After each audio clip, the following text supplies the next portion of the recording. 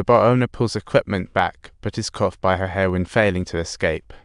Seems like Sunzi got another message from Ishikawa, so he marched into the hospital to confront the director. Turns out, Sunzi is the hospital's biggest investor, funding the director and the lab itself.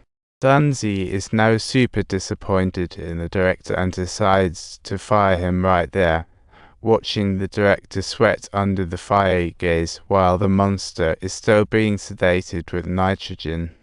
He asks Zhongzi what to do next, but Zhongzi seems distracted, only caring about who drank his water while Ishikawa cradles a sleeping name, with words bouncing around in his head, including Keisu and a family evacuating manager who will rise as the next monster.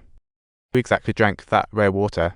The mystery unfolds as a woman, feeling ravenous, stumbles into blurry vision. She wobbles her way to a shop door, spots the busy owner, and rushes and crying without a care. Ishikawa suddenly wakes up. Ishikawa, seeing no one around, thinks the next monster may be the pregnant one.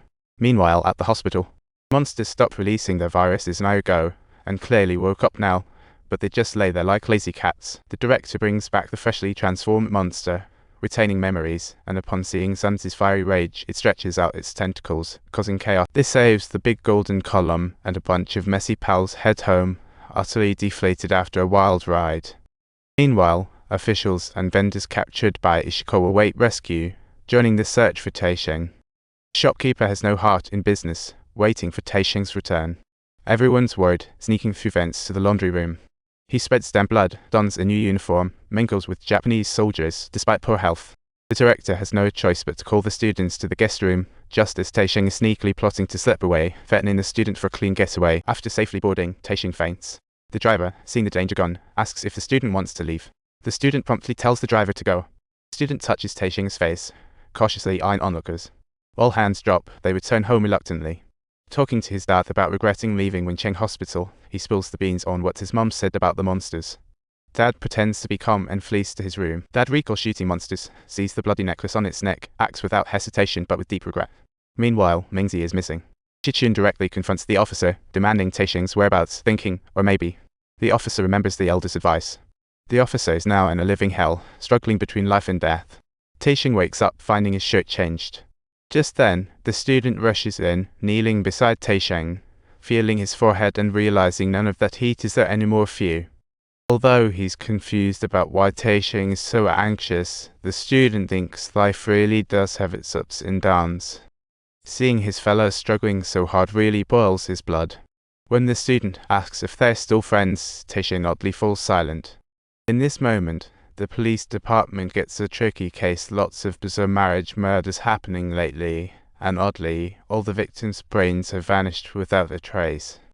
The corpses all present with the same peculiar death appearance, appearing eerily identical.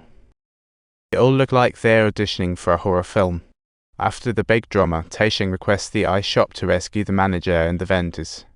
Spotting the manager tossed back into his cell like a dead dog, the boss lady thinks this place is gearing up for the next. Taishang finally shows up, and she heads straight for Ishikawa, trying to throw cash to fix the mess. Ishikawa thinks Taishang is making too much noise, refusing to let anyone go.